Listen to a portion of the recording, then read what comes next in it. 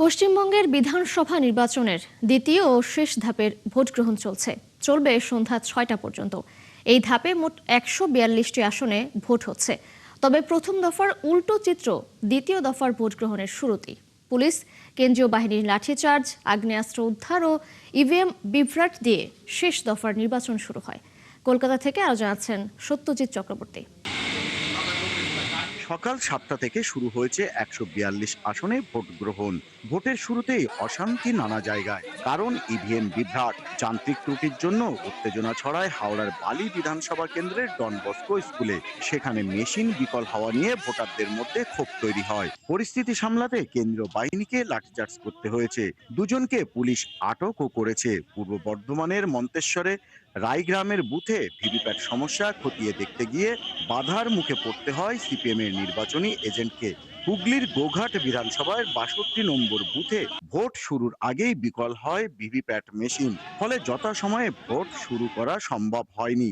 Machine খারাপ হয়েছে, এখন বলছে ডিসপুট হয়েছে, টেকনিশিয়ান আসবে, টেকনিশিয়ান আসার পরে তারপর হবে। আরো 5 মিনিট ওয়েট করুন করতে করতে প্রায় 10 মিনিট অলরেডি পাস। মেশিন খারাপ ছিল বলে অনেকক্ষণ দাঁড়াতে হয়েছে। প্রথম ৩ ঘন্টায় হাওড়া, উত্তর ও দক্ষিণ ২৪ পরগনা জেলার একাধিক আসনে মারামারি হয়েছে। তৃণমূল নেত্রী মমতা বন্দ্যোপাধ্যায় কেন্দ্রীয় বাহিনীর ভূমিকা নিয়ে ক্ষোভ জানিয়েছেন।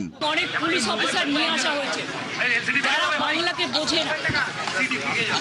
যেমন গতকাল রাত্রে যে অত্যাচার করেছে সারা বাংলা জুড়ে, আমি কিন্তু সারা রাত জেগেছিলাম এবং অবজারভাররা থানায় গিয়ে প্রেসার ক্রিয়েট করছে শুধু আমাদের পার্টিকে টার্গেট করে, যে সব তৃণমূল কংগ্রেসের এজেন্টকে গ্রেপ্তার করো।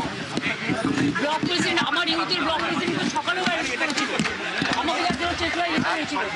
এদিকে ৭৬ নম্বর বুথে বিজেপি প্রার্থী বিকাশ সর্দার পরিদর্শনে গেলে অতর্কিতে তার উপর হামলা চালানো হয়। ভেঙে দেওয়া হয় বিকাশের গাড়ি। তার নিরাপত্তা রক্ষীর আগ্নেয়াস্ত্র কেড়ে নেওয়ার চেষ্টা করা হয়। কেন্দ্রীয় বাহিনী থাকলেও তারা উদ্ধার কাজে এগিয়ে আসেনি বলে অভিযোগ উঠেছে।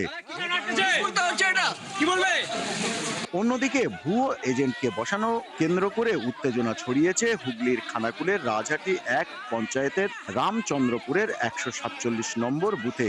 বুথের সামনেই আইএসএফ ও তৃণমূলের মধ্যে হাতাহাতি হয়। ভোটারদের প্রভাবিত করার অভিযোগে তৃণমূল নেতা মতিউর রহমানকে আটক করেছে দক্ষিণ ২৪ পরগনার পুলিশ।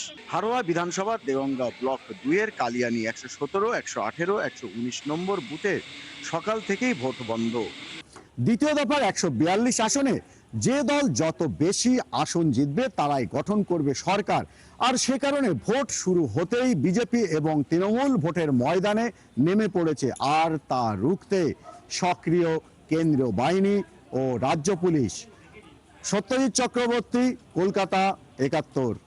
দর্শক, পশ্চিমবঙ্গ বিধানসভার দ্বিতীয় ধাপের নির্বাচনের আরো খবর জানাতে বাসারাত থেকে যুক্ত হচ্ছেন সহকর্মী সত্যজিৎ চক্রবর্তী। সত্যজিৎ, যেমনটি দেখছিলাম আমরা প্রতিবেদন থেকে, আজ তো দ্বিতীয় ধাপের ভোট গ্রহণ শুরু হয়েছে এবং এরই মধ্যে সহিংসতার ঘটনাও ঘটেছে। আপনি এখন কোন কেন্দ্রে আছেন এবং সেখানকার সার্বিক চিত্রটা আমাদেরকে জানাবেন। দেখুন, এই মুহূর্তে আছে আমি বারাসত কেন্দ্র, এবং এই বারাসত কেন্দ্রে আমি দেখাবো এখানে কিন্তু ভোটাররা এই মুহূর্তে ভোট দানের জন্য লাইনে দাঁড়িয়েছেন, লম্বা লম্বা লাইন, এবং কেন্দ্রীয় বাহিনীর জওয়ানরা কিন্তু এখানে আছেন। তারা ভোটাররা যখন ঢুকছেন তখন তাদের যে নির্বাচন কমিশন থেকে যে নথি দেওয়া হয়েছে এবং ছবি দেখে কিন্তু তারপরে ঢোকানো হচ্ছে। তো এবং এই মুহূর্তে আরো একটি গুরুত্বপূর্ণ খবর হলো ভাঙড়, দক্ষিণ ২৪ পরগনা। সেখানে কিন্তু আইএসএফ এবং তৃণমূলের মধ্যে মারামারি, এবং ভবানীপুর কেন্দ্র অন্যতম আলোচিত কেন্দ্র, কারণ মমতা বন্দ্যোপাধ্যায় তৃণমূল সুপ্রিমো, যিনি ৩ বারের মুখ্যমন্ত্রী বাংলার, তিনি সেই আসনে কিন্তু সকাল থেকেই দেখা গেছে একটা চাপা উত্তেজনা। এবং কিছুক্ষণ আগে সেখানে যখন তার প্রতিদ্বন্দ্বী বিজেপির শুভেন্দু অধিকারী যায়, তখন কিন্তু তৃণমূলের যারা কর্মী সমর্থক তারা জয় বাংলা স্লোগান দেয়, তাদের দিকে তেড়ে যান শুভেন্দু অধিকারী। এবং ভবানীপুর জুড়ে আরো অতিরিক্ত কেন্দ্রীয় বাহিনী এবং পুলিশ, র্যাব নামানো হয়েছে যাতে করে কোনো অপ্রীতিকর ঘটনা না ঘটে।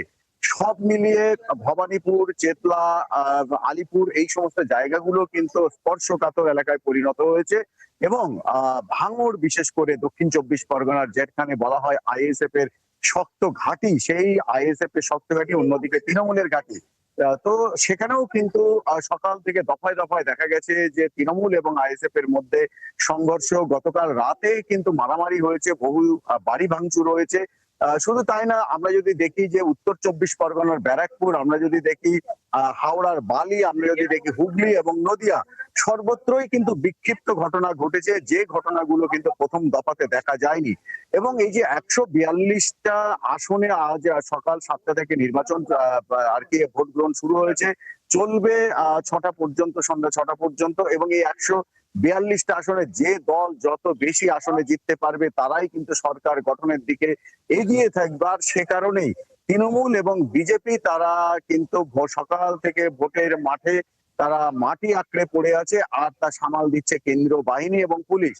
মমতা বন্দ্যোপাধ্যায়, তৃণমূল সুপ্রিমো তথা মুখ্যমন্ত্রী, তিনি কিন্তু কেন্দ্রীয় বাহিনীর এই সক্রিয়তা নিয়ে ইতিমধ্যেই প্রশ্ন তুলেছেন। তো স্বাভাবিকভাবে শেষ পর্যন্ত ভোটটা কেমন কাটে সেটাই এখন দেখার। সত্যজিৎ, আপনি খবরাখবর রাখতে থাকুন, নিশ্চয়ই পরবর্তীতে পর্যায়ক্রমে আমরা আবারও আপনার সাথে যুক্ত হব। দর্শক, কলকাতা থেকে বিধানসভার দ্বিতীয় দফার ভোট গ্রহণ চলছে, সেই বিষয়ে জানাচ্ছিলেন আমাদের সহকর্মী সত্যজিৎ চক্রবর্তী। ইরানের কাছে কখনোই পরমাণু অস্ত্র থাকবে না, এমন সতর্ক করেছেন যুক্তরাষ্ট্রের প্রেসিডেন্ট ডোনাল্ড ট্রাম্প। ইরান এরই মধ্যে পতনের দ্বার প্রান্তে বলেও মন্তব্য করেন তিনি। তবে শত্রুপক্ষ কোনো পদক্ষেপ নিলে রণক্ষেত্রে কঠিন জবাব দেওয়ার হুঁশিয়ারি দিয়েছে ইরানের সেনাবাহিনী। এদিকে ইরানের ছায়া ব্যাংকিং ব্যবস্থার সঙ্গে সম্পৃক্ত ৩৫ ব্যক্তি ও প্রতিষ্ঠানের বিরুদ্ধে নিষেধাজ্ঞা আরোপ করেছে যুক্তরাষ্ট্র। এছাড়াও হরমুজ প্রণালীতে ইরানের পদক্ষেপের নিন্দা জানিয়েছে উপসাগরীয় আরব দেশগুলো। বিস্তারিত মনিরুজ্জামান বাবুর প্রতিবেদনে। যুক্তরাষ্ট্র সফররত যুক্তরাজ্যের রাজা তৃতীয় চার্লসের সম্মানে আয়োজিত নৈশভোজে ট্রাম্প বলেন, ইরান যাতে কখনোই পরমাণু অস্ত্র তৈরি করতে না পারে সে বিষয়ে রাজা চার্লস তাঁর সঙ্গে একমত পোষণ করেছেন। বর্তমানে মধ্যপ্রাচ্য পরিস্থিতি নিয়ে তার প্রশাসন কাজ করছে জানিয়ে ট্রাম্প বলেন, সেখানকার অবস্থা খুবই ইতিবাচক দিকে যাচ্ছে। আমরা সামরিকভাবে ওই নির্দিষ্ট প্রতিপক্ষকে পরাজিত করেছি। আমরা কখনোই তাদের পরমাণু অস্ত্র হাতে পেতে দেব না। এ বিষয়ে রাজা চার্লস আমার চেয়েও বেশি সচেতন। অন্যদিকে ইরানের সেনাবাহিনীর মুখপাত্র মোহাম্মদ আকরামানিয়া হুঁশিয়ারি দিয়ে বলেছেন, শত্রুপক্ষ কোনো পদক্ষেপ নিলে রণক্ষেত্রে কঠিন জবাব পাবে। তিনি আরও বলেন, যুদ্ধ শেষ হয়ে গেছে বলে মনে করে না ইরান। যুক্তরাষ্ট্র এবং ইসরায়েল যদি আবারও হামলা চালায় এবং ইরানের নিরাপত্তা নষ্ট করে, তবে তারা নিশ্চিতভাবেই আগের চেয়ে আরো কঠোর জবাবের মুখোমুখি হবে। এর মধ্যে ইরানের ছায়া ব্যাংকিং ব্যবস্থার সঙ্গে সম্পৃক্ত ৩৫ ব্যক্তি ও প্রতিষ্ঠানের বিরুদ্ধে নিষেধাজ্ঞা আরোপ করেছে যুক্তরাষ্ট্রের অর্থ বিভাগ। মার্কিন অর্থমন্ত্রী স্কট বেসেন বলেন, নিষেধাজ্ঞার আওতায় আনা ব্যক্তি ও প্রতিষ্ঠানগুলোর মাধ্যমে কয়েক হাজার কোটি ডলারের অবৈধ তহবিল স্থানান্তর হয়েছে, আর এসব অর্থ ইরানের সন্ত্রাসী কর্মকাণ্ডকে সহায়তা করেছে। এদিকে সৌদি আরবে অনুষ্ঠিত উপসাগরীয় সহযোগিতা পরিষদ জিসিসির বিশেষ বৈঠক শেষে এক যৌথ বিবৃতিতে হরমুজ প্রণালীতে ইরানের পদক্ষেপের নিন্দা জানানো হয়। প্রণালীটি বন্ধ করা, নৌ চলাচলে বাধা সৃষ্টি এবং নিরাপদ চলাচলের জন্য ফি আরোপের যে কোনো উদ্যোগকে অবৈধ কর্মকাণ্ড বলে প্রত্যাখ্যান করেছে উপসাগরীয় দেশগুলো। এছাড়া কাতার বলেছে, হরমুজ প্রণালীকে রাজনৈতিক উদ্দেশ্যে ব্যবহার করছে ইরান। তেহরানের তীব্র বিরোধিতাও করেছে দেশটি। কাতারের পররাষ্ট্র মন্ত্রণালয়ের মুখপাত্র মাজেদ আল আনসারি বলেছেন, ইরানের এই কাজ মেনে নেওয়া যায় না। মনিরুজ্জামান বাবু, ৭১। ইসরায়েলের বিমান হামলায় দক্ষিণ লেবাননে ৩ স্বাস্থ্যকর্মী সহ অন্তত ৫ জন নিহত হয়েছেন। এই খবর প্রকাশ করেছে আল জাজিরা। ইসরায়েল সীমান্তের কাছের টাইর জেলার মাজদাল জাউন শহরে এই হামলা হয়। লেবাননের স্বাস্থ্য মন্ত্রণালয় জানিয়েছে, ইসরায়েলের বিমান হামলায় অন্তত ৫ জন নিহত হয়েছেন। তাদের মধ্যে ৩ জন স্বাস্থ্যকর্মী রয়েছেন। এর আগে আলাদা আলাদা এক হামলার পর ধ্বংসস্তূপের নিচে আটকা পড়েছিলেন তারা। এদিকে ঘটনাস্থলে উদ্ধারকারী দলের সঙ্গে থাকা 2 লেবানিজ সেনাও আহত হয়েছেন। বৈশ্বিক জ্বালানি রাজনীতিতে নতুন এক মোড় তৈরি করেছে সংযুক্ত আরব আমিরাতের ওপেক ও ওপেক প্লাস জোট থেকে বেরিয়ে যাওয়ার ঘোষণা। এমন এক সময় এই সিদ্ধান্ত এলো যখন ইরানকে ঘিরে চলমান সংঘাত বিশ্ব বাজারে তেলের সরবরাহ ও দামের উপর ব্যাপক চাপ সৃষ্টি করেছে। এদিকে ওপেকের এই শক্তি ক্ষয় মার্কিন প্রেসিডেন্ট ডোনাল্ড ট্রাম্পের জন্য একটি বড় জয় হিসেবে গণ্য হচ্ছে। বিস্তারিত শারমিন স্বপ্নার প্রতিবেদনে। 5 দশকেরও বেশি সময় পর জ্বালানি তেল উৎপাদনকারী দেশগুলোর জোট ওপেক এবং ওপেক প্লাস থেকে সরে দাঁড়ানোর ঘোষণা দিয়েছে সংযুক্ত আরব আমিরাত। মঙ্গলবার দেয়া এই ঘোষণাটি কার্যকর হবে আগামী 1 মে থেকে, যা বৈশ্বিক জ্বালানি রাজনীতিতে তাৎপর্যপূর্ণ পরিবর্তনের ইঙ্গিত দিচ্ছে। এই আকস্মিক সিদ্ধান্ত জোটটির কার্যত নেতৃত্বদানকারী সৌদি আরবের জন্য বড় ধরনের ধাক্কা হিসেবে দেখা হচ্ছে। ইরানকে ঘিরে চলমান সংঘাতের কারণে যখন বিশ্ব অর্থনীতি এক নজিরবিহীন জ্বালানি সংকটের মধ্যে রয়েছে, ঠিক সেই সময় আমিরাতের এমন পদক্ষেপ তেল রপ্তানিকারক দেশগুলোর এই জোটকে দুর্বল করে দিতে পারে বলে মনে করছেন বিশ্লেষকরা। দীর্ঘদিন ধরে ওপেকের সক্রিয় সদস্য থাকা আমিরাতের এই প্রস্থান জোটের অভ্যন্তরে বিশৃঙ্খলা তৈরি করতে পারে। উৎপাদন কোটা কিংবা ভূ রাজনৈতিক ইস্যুতে মতপার্থক্য থাকা সত্ত্বেও এতদিন ওপেক নিজেদের একটি ঐক্যবদ্ধ প্ল্যাটফর্ম হিসেবে উপস্থাপন করার চেষ্টা করেছে, কিন্তু এই সিদ্ধান্ত সেই ঐক্যে স্পষ্ট ফাটল ধরিয়েছে। এদিকে ওপেকের সদস্যপদ ত্যাগের এই ঘটনা মার্কিন প্রেসিডেন্ট ডোনাল্ড ট্রাম্পের জন্য বড় ধরনের জয় হিসেবে দেখা হচ্ছে। ট্রাম্প বরাবরই এই জোটের সমালোচনা করে আসছেন। তার অভিযোগ, ওপেক তেলের দাম বাড়িয়ে পুরো বিশ্বকে ঠকাচ্ছে। তার যুক্তি ছিল, মার্কিন সামরিক বাহিনী যেখানে উপসাগরীয় দেশগুলো সুরক্ষা দিচ্ছে, সেখানে তেলের চড়া দাম বজায় রেখে তারা যুক্তরাষ্ট্রের স্বার্থের বিরুদ্ধে কাজ করছে। এদিকে আমিরাতের এই সিদ্ধান্তের পেছনে আঞ্চলিক অভিমান এবং নিরাপত্তাজনিত উদ্বেগও বড় কারণ হিসেবে উঠে এসেছে। ইরান যুদ্ধ চলাকালে একাধিক হামলার মুখে পড়লেও আরব বিশ্বের দেশগুলো থেকে প্রত্যাশিত সহায়তা পায়নি বলে অভিযোগ রয়েছে আমিরাতের। ফলে কৌশলগত অবস্থান পুনর্বিবেচনা করে এই জোট ছাড়ার সিদ্ধান্ত নিয়েছে দেশটি। শারমিন স্বপ্না, ৭১। ওয়াশিংটন ডিসির হিলটন হোটেলে হোয়াইট হাউস সংবাদদাতা সমিতির নৈশভোজে গুলি চালানো বন্দুকধারী কোল টমাস অ্যালেনের বিরুদ্ধে আনুষ্ঠানিকভাবে হত্যা চেষ্টার অভিযোগ আনা হয়েছে। সোমবার অ্যালেনকে কড়া পাহারায় ওয়াশিংটন ফেডারেল আদালতে হাজির করা হয়। যুক্তরাষ্ট্র সফরে হোয়াইট হাউসের রাষ্ট্রীয় নৈশভোজে অংশ নিয়েছেন ব্রিটেনের রাজা ও রানী। এর আগে যুক্তরাষ্ট্রের কংগ্রেসে ভাষণও দিয়েছেন রাজা তৃতীয় চার্লস। দর্শক, এ বিষয়ে আরও জানাচ্ছেন নাহিদা রিন্থি। ব্রিটেনের রাজা তৃতীয় চার্লসের যুক্তরাষ্ট্র সফরকে ঘিরে কূটনৈতিক অঙ্গনে নতুন করে আলোচনা শুরু হয়েছে। এই সফরটি মূলত যুক্তরাষ্ট্রের ২৫০তম স্বাধীনতা বার্ষিকী উদযাপন সম্পর্ক আরও জোরদার করার উদ্দেশ্যেই পরিকল্পিত। একে এক ধরনের কূটনৈতিক রেস্কিউ মিশন হিসেবেও দেখা হচ্ছে। হোয়াইট হাউসে রাষ্ট্রীয় নৈশভোজে ভাষণ দিয়ে যুক্তরাষ্ট্রের সঙ্গে জোটের গুরুত্বের উপর জোর দিয়েছেন ব্রিটেনের রাজা তৃতীয় চার্লস।